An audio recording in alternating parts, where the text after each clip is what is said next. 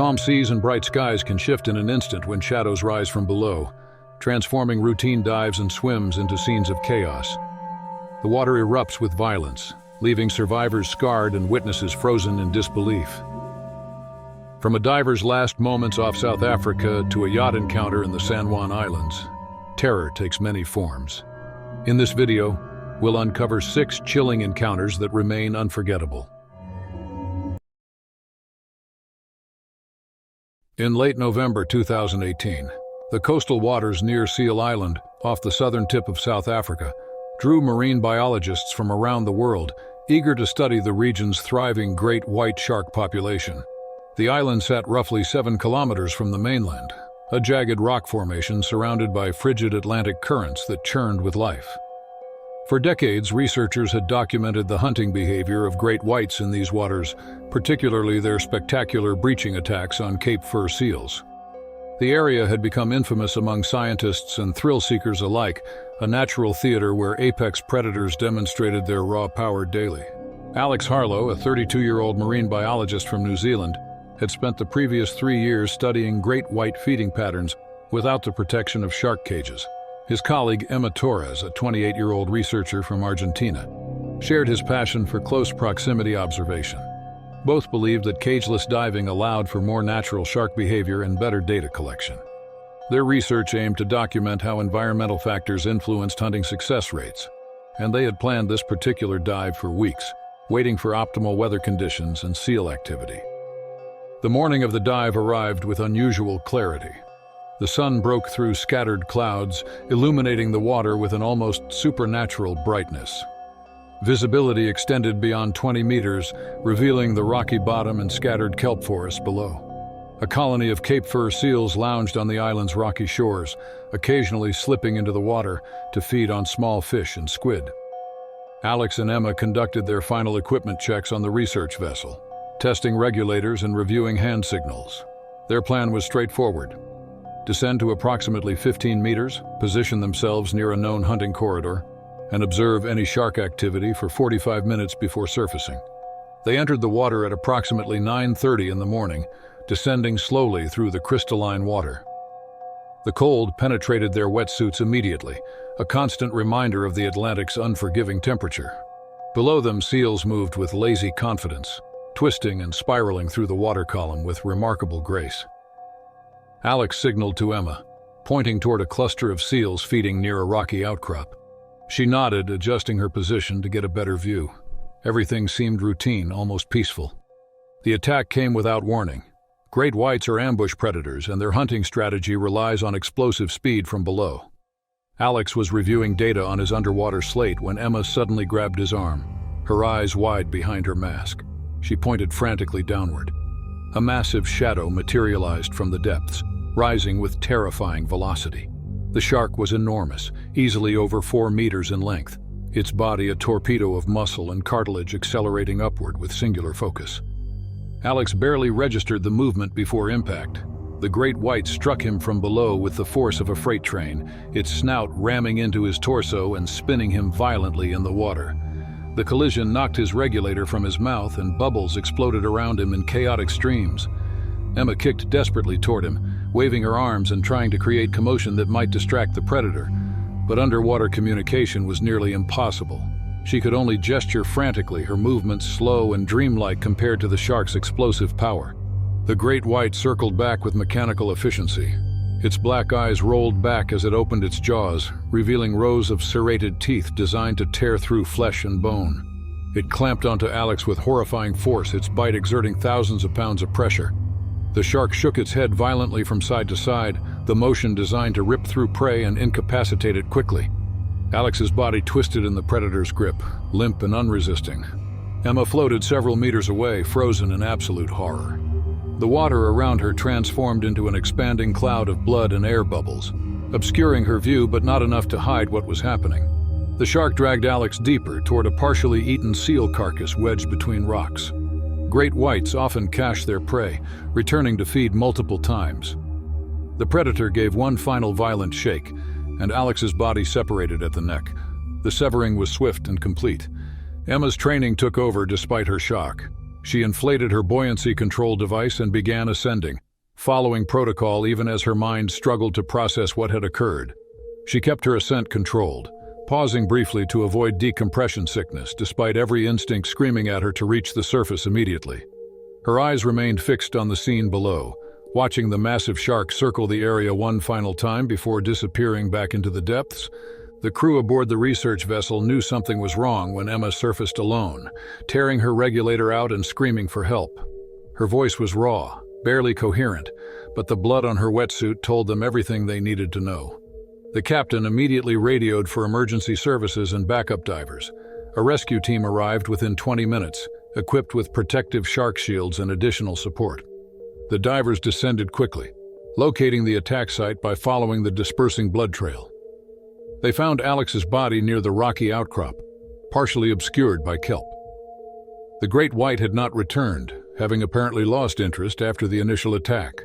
Recovery took nearly an hour, the divers working carefully to secure the remains and document the scene for the inevitable investigation. Emma was transported to the mainland in a state of profound shock, wrapped in thermal blankets despite the relatively warm air temperature. She answered questions mechanically, her voice flat and distant. The incident sparked intense debate within the marine biology community about cageless diving practices and acceptable research protocols. Alex's death became a sobering reminder that studying apex predators always carried inherent risks, and that the ocean remained fundamentally wild and unpredictable, despite humanity's best efforts to understand it. In early March 2019, the crystalline waters surrounding St. Lucia attracted tourists and adventurers seeking a Caribbean paradise. The island nation, positioned in the eastern Caribbean Sea, had long been famous for its volcanic beaches, lush rainforests, and pristine coral reefs. The waters between St. Lucia and neighboring islands were typically calm, patrolled by cruise ships and small aircraft offering scenic tours. Among these operations was a modest seaplane charter service that ferried wealthy tourists between islands, providing aerial views of the turquoise expanse below. Claire Bennett, a 26-year-old graphic designer from Toronto, had booked the flight as a surprise for her boyfriend Ryan's 30th birthday. Ryan worked in finance and had always dreamed of flying over Caribbean waters in a vintage seaplane. Their pilot, Miguel Cordova, was a 43-year-old veteran with over 15 years of experience flying small aircraft throughout the region. He had performed this particular route hundreds of times, cruising at low altitude to give passengers optimal views of the coral formations and occasional sea turtle sightings. The flight departed at approximately 2 in the afternoon, the seaplane rising smoothly from the harbor and banking west toward open water. Claire and Ryan sat in the passenger seats behind Miguel, cameras ready, pointing excitedly at the scattered islands below. The aircraft hummed steadily, its single engine maintaining altitude as Miguel narrated points of interest through the headset system. Everything proceeded normally for the first 20 minutes. The engine failure occurred without warning. Miguel later reported hearing a sharp metallic grinding sound followed by immediate power loss. The propeller continued spinning from momentum alone, but the aircraft began losing altitude rapidly. Miguel radioed a mayday call, providing their approximate coordinates before focusing entirely on the emergency landing. He told Claire and Ryan to brace themselves, his voice calm despite the circumstances.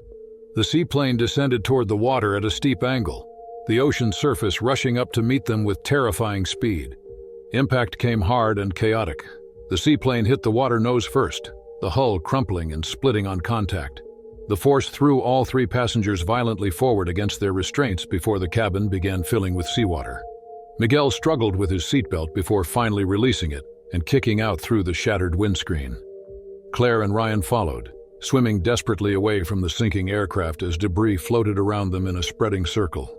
Metal fragments, seat cushions, and shattered plastic bobbed on the surface, creating a chaotic scene of wreckage. Claire treaded water, checking herself for injuries.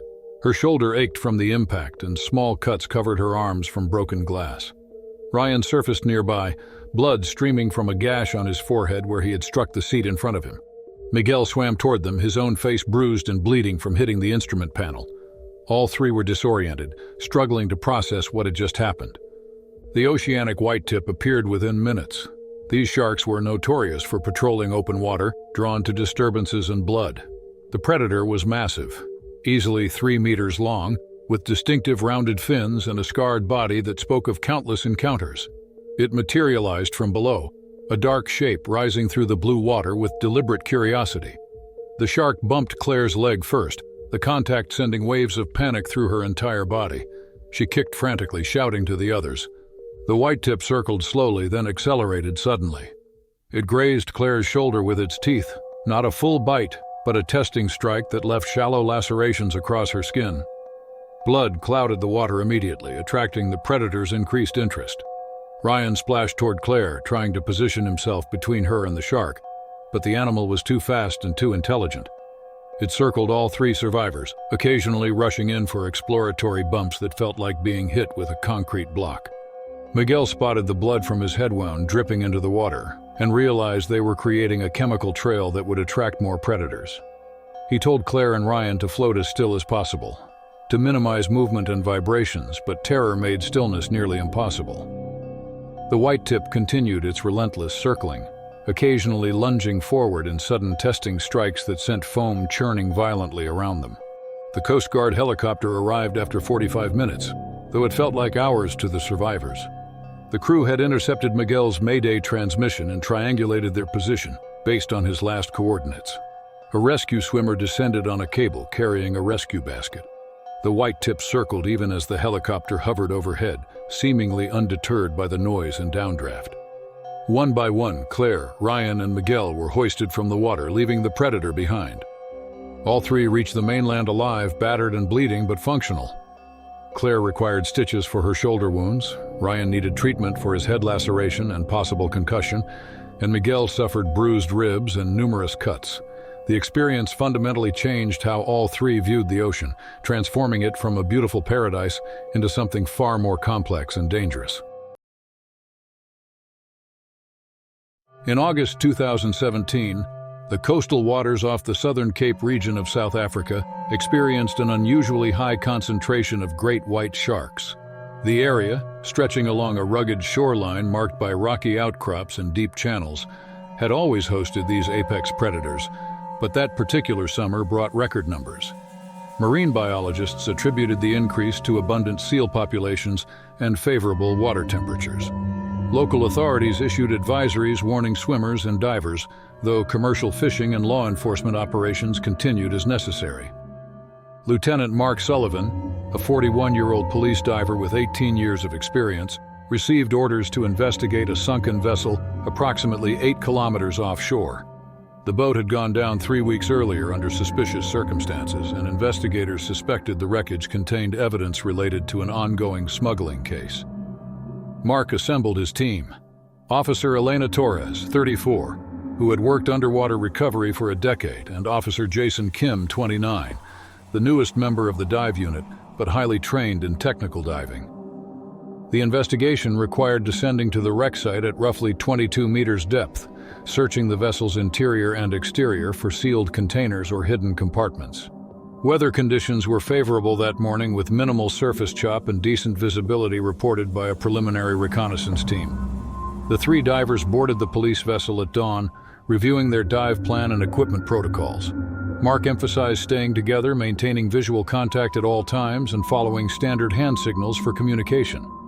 They entered the water at approximately 8:15, descending along an anchor line toward the wreck below. The water temperature dropped noticeably as they descended, requiring thick wetsuits despite the summer season.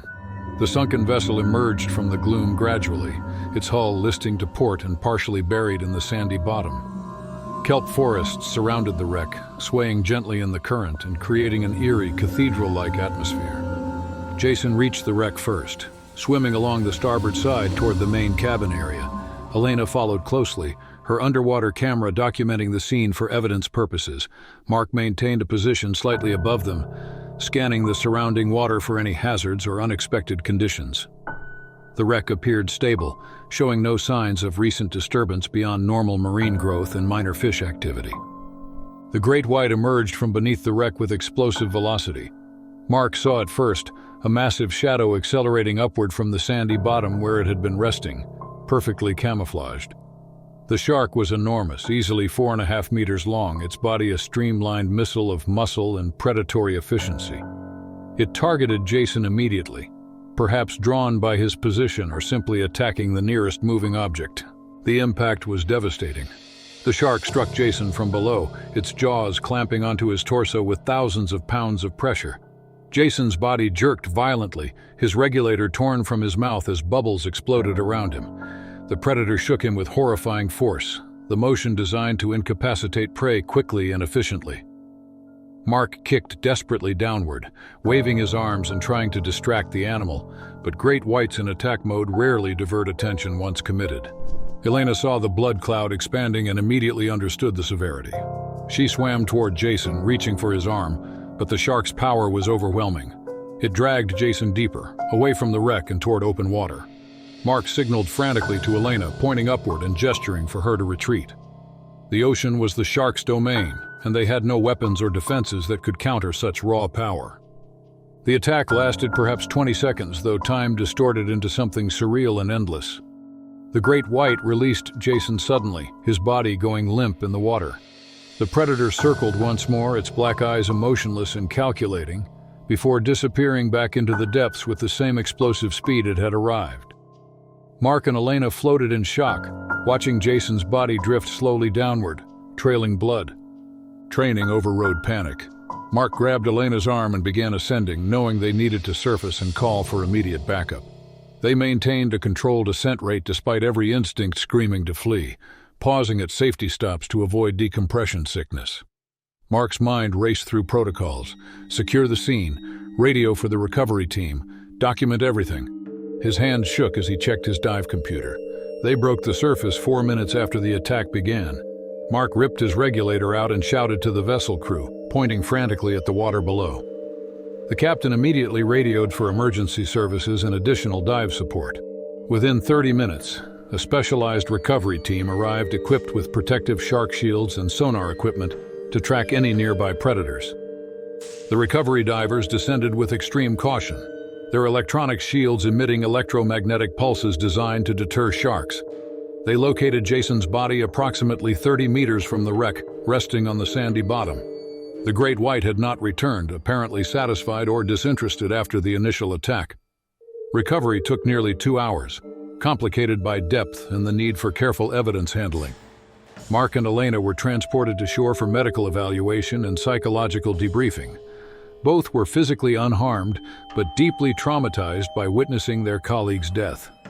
The police department launched an investigation into dive safety protocols, though they ultimately concluded that the attack represented an unpredictable wildlife encounter rather than negligence.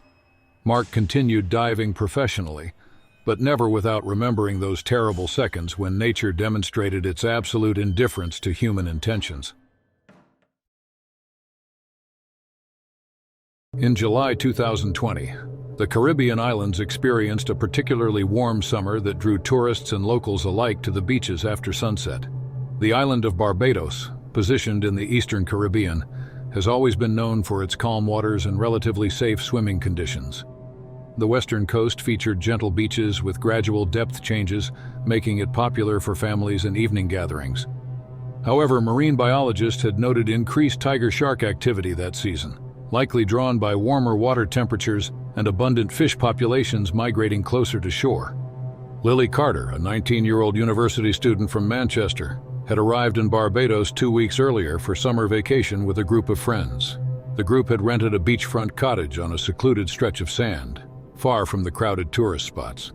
Lily was adventurous and impulsive, often the first to suggest spontaneous activities that others hesitated to attempt.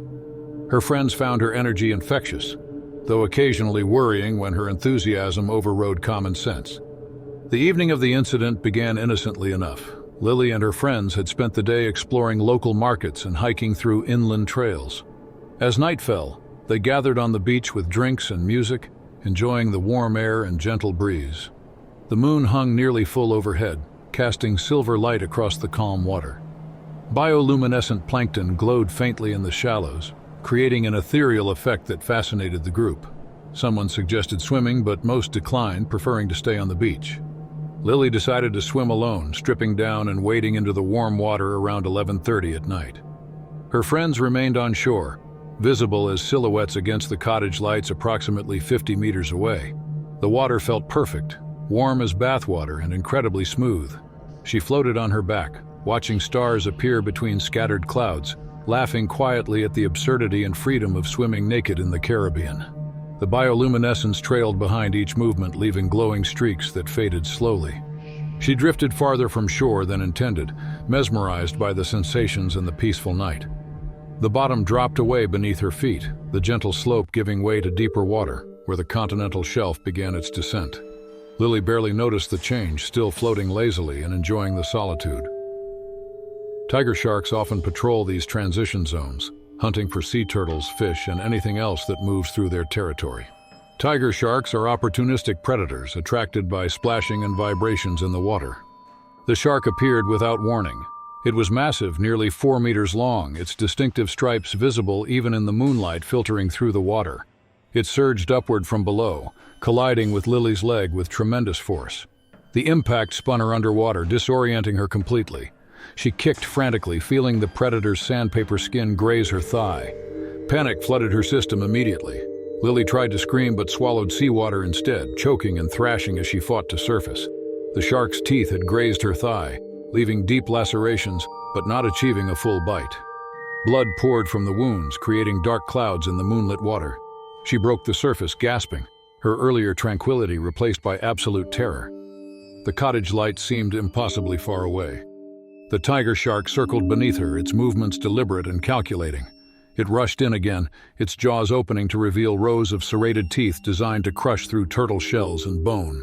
Lily kicked at its snout desperately, connecting with enough force to make the predator veer away momentarily. Her legs screamed with pain, but adrenaline kept her moving. Her friends on shore had heard the splashing and commotion. They ran to the water's edge, shouting and pointing flashlights toward the disturbance. Someone grabbed a rope attached to a beach buoy and threw it as far as possible, the line falling short by several meters. Lily swam toward it with everything she had, her injured leg barely functional but still kicking. The water around her glowed with disturbed bioluminescence and blood. The shark made another pass, brushing against her side and snapping at her injured leg. Its teeth caught her calf, tearing through muscle and creating new wounds that bled freely.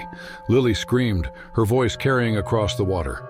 She grabbed for the buoy rope, her fingers closing around it just as the shark circled for what might have been a final attack. Her friends pulled desperately, dragging her through the water toward shallow depths. The tiger shark followed into surprisingly shallow water, its persistence typical of the species. It circled one final time before apparently losing interest, or deciding the prey was too much trouble. Lily felt the bottom beneath her feet suddenly, the water only waist deep. She stumbled forward, her friends grabbing her arms and pulling her onto the beach. She collapsed immediately, exhausted and bleeding profusely from multiple wounds. Emergency services arrived within 20 minutes of the call. Paramedics applied pressure bandages and started an intravenous line before transporting Lily to the nearest hospital. She required emergency surgery to repair the damage to her thigh and calf, along with significant tissue reconstruction. The wounds healed over several months, leaving extensive scarring that served as permanent reminders of the encounter. Lily returned to England 6 weeks after the attack, her summer vacation cut dramatically short. She struggled with anxiety about water for years afterward, even avoiding swimming pools initially. The incident made local news briefly, though authorities downplayed it to avoid damaging tourism. Marine biologists noted that tiger shark attacks, while frightening, remained statistically rare even during years of increased activity. For Lily, statistics meant nothing compared to the memory of those teeth grazing her leg in the moonlit Caribbean water. In January 2025, the beaches along Western Australia's coast experienced the peak summer tourism season. The region, stretching from Perth northward along the Indian Ocean, was famous for white sand beaches, crystal clear water, and unfortunately regular shark activity. The state had recorded more shark encounters than any other region in Australia, with great whites patrolling the coastline in search of fish, seals, and occasionally mistaking humans for prey. Despite warning signs and regular beach closures, tourists continued flocking to the area, drawn by Instagram-worthy scenery and perfect swimming conditions. Zoe Matthews, a 21-year-old university student from Brisbane, had traveled to Western Australia with 3 friends for a week-long beach holiday. Zoe studied communications and maintained an active social media presence, regularly posting travel photos and lifestyle content to several thousand followers. She was outgoing and enthusiastic, always seeking the perfect shot for her accounts.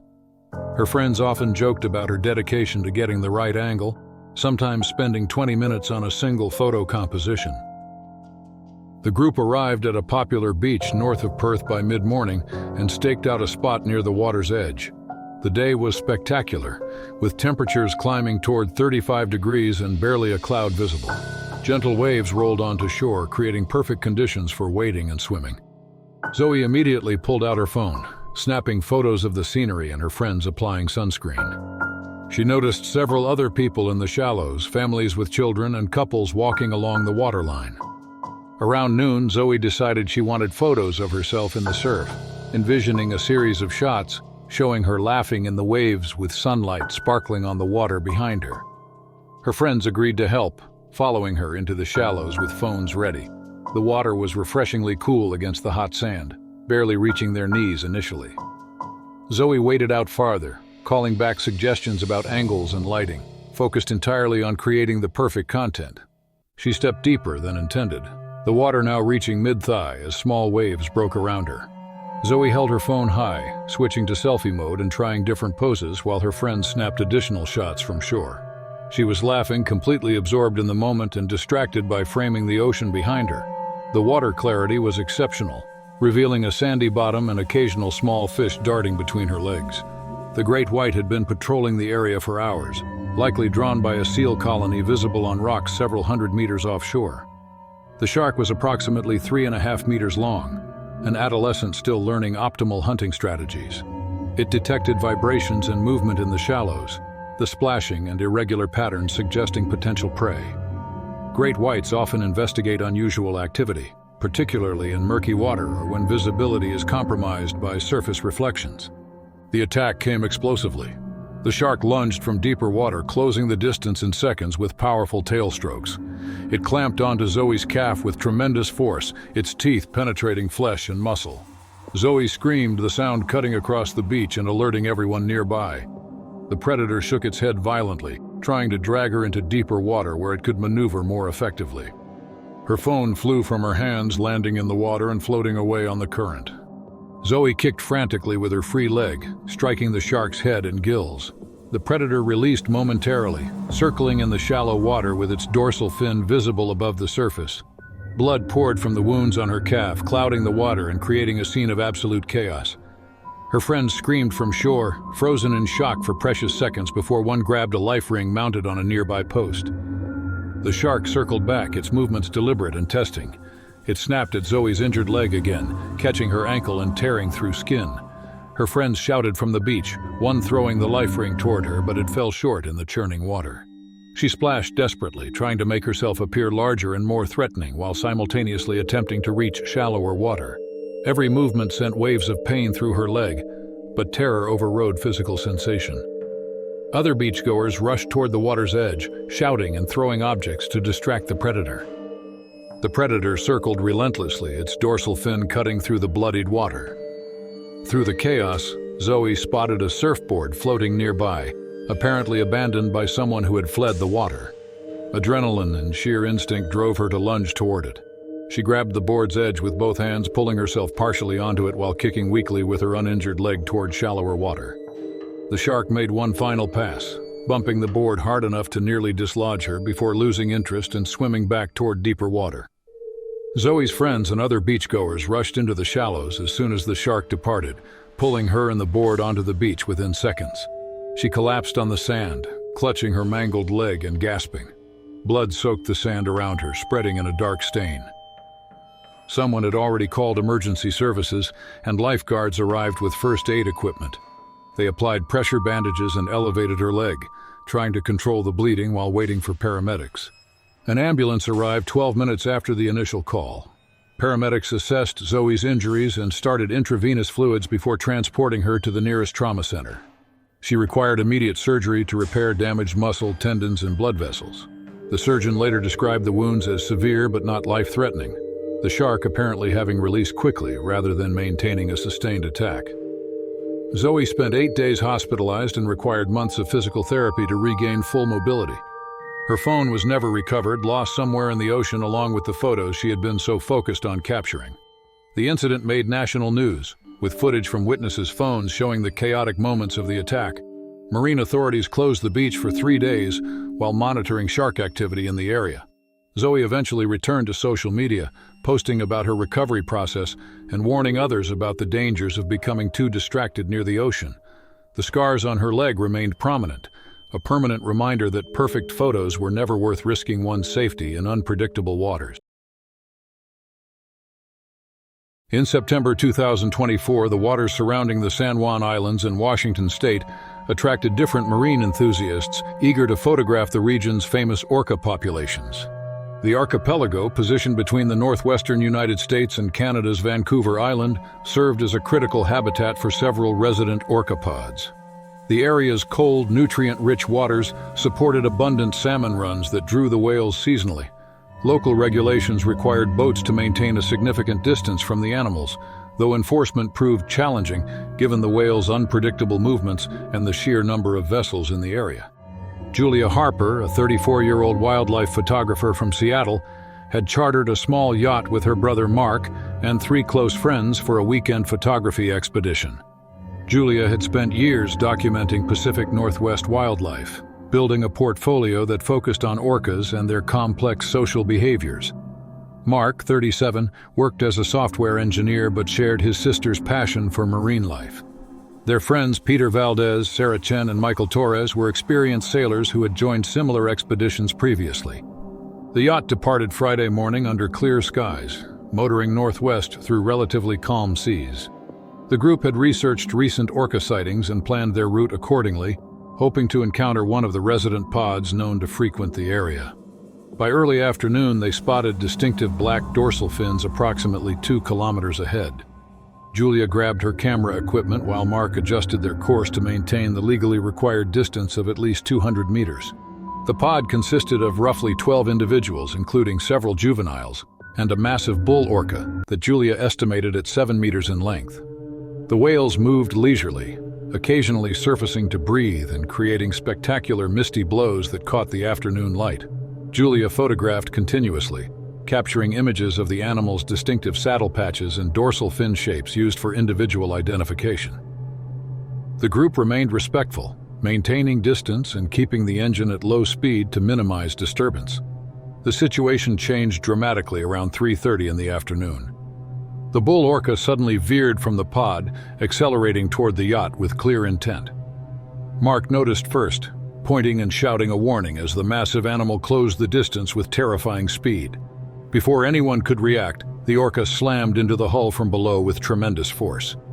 The impact threw Julia and Mark violently across the deck, sending camera equipment and ropes tumbling into the water. Peter had been standing near the stern, checking navigation equipment when the collision occurred. He lost his footing completely, toppling over the low railing and plunging into the frigid water. He surfaced immediately, gasping from the cold shock and trying to orient himself. The bull orca circled the yacht once before focusing on Peter, thrashing in the water. The whale approached with deliberate speed, its massive jaws opening to reveal rows of conical teeth designed for gripping fish and marine mammals. The orca closed its jaws briefly around Peter's torso, not biting down with full force but exerting enough pressure to cause immediate pain and restrict his breathing. Peter felt himself being yanked underwater, the whale's power absolutely overwhelming. Panic flooded his system as he struggled uselessly against the animal's grip. Just as suddenly, the orca released him, allowing him to bob back to the surface, choking and terrified. Julia and Mark scrambled for the emergency rope coiled near the life ring. Mark threw it toward Peter while Julia leaned over the railing, shouting instructions that were barely coherent through her own panic. Peter grabbed the rope with numb fingers, his body already affected by the cold water temperature. The orca circled him once more, close enough that Peter could see the distinctive white eye patch and massive bulk passing beneath. The rest of the pod had now approached the yacht, surrounding it in a coordinated pattern that suggested deliberate behavior rather than random curiosity. Several individuals began ramming the hull from different angles, their tail flukes slapping the water surface with explosive cracks that sounded like gunshots. Each impact rocked the yacht violently, causing more equipment to slide across the deck and several storage compartments to break open. Mark and Sarah pulled desperately on the rope, dragging Peter through the water toward the yacht's stern platform. The bull orca made another pass, its dorsal fin cutting through the water mere meters away. Michael had started the engine, hoping the increased noise and propeller movement might deter the whales, but this seemed to agitate them further. Another orca slammed into the hull below the waterline, causing a concerning shudder that suggested possible structural damage. Peter reached the stern platform and Michael hauled him aboard with strength born from pure adrenaline. Peter collapsed on the deck, coughing up seawater and shivering uncontrollably. His wetsuit had protected him from the worst of the orca's teeth, but deep bruising was already visible across his ribs and chest. Julia wrapped him in emergency blankets while Mark assessed the yacht's condition. The orcas continued their assault for another 8 minutes, repeatedly ramming the hull and slapping their tails against the water in displays that seemed almost theatrical. The yacht began taking on water through a crack that had opened near the bow, slowly flooding the forward storage area. Mark activated the bilge pump while trying to radio for Coast Guard assistance, but the constant impacts made maintaining balance nearly impossible. As suddenly as the attack began, it ended. The bull orca vocalized loudly, a series of clicks and calls that echoed across the water, and the entire pod moved away from the yacht in formation.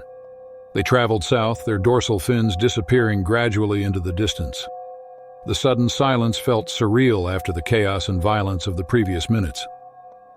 Julia and her group assessed the damage carefully. The yacht was battered but functional, though the hull crack required immediate attention. Peter showed signs of hypothermia and possible broken ribs, requiring urgent medical care. Mark managed to reach the Coast Guard, explaining their situation and requesting assistance. A patrol boat arrived within 40 minutes, escorting the damaged yacht back to port, while paramedics aboard treated Peter's injuries. The incident sparked debate among marine biologists about increasingly aggressive orca behavior toward boats in the region. Some researchers suggested the whales had learned to associate vessels with food or viewed them as threats to their territory. Others argued the encounter represented an isolated incident of misidentified play behavior. For Julia, Mark, and their friends, explanations mattered less than the terrifying reality they had experienced. A reminder that even intelligent, generally non-aggressive species remained fundamentally wild and unpredictable. The yacht required extensive repairs over the following 3 weeks, with shipyard workers documenting the damage for insurance purposes and wildlife authorities. Julia's cameras had been destroyed in the chaos, along with thousands of dollars worth of specialized lenses and equipment. Peter spent 2 nights hospitalized for observation, his bruised ribs healing slowly over the subsequent months. Sarah and Michael both reported nightmares about the incident for weeks afterward, the memory of those massive animals deliberately targeting their vessel proving difficult to process. Julia eventually returned to photographing orcas, though she maintained significantly greater distances and refused to approach pods showing any signs of agitation. She published an article about the encounter in a marine biology journal, contributing to growing documentation of unusual orca behaviors in Pacific Northwest waters. The experience fundamentally altered her perspective on wildlife photography, teaching her that respect for wild animals required acknowledging not just their beauty and intelligence, but their capacity for behaviors that humans might never fully understand or predict.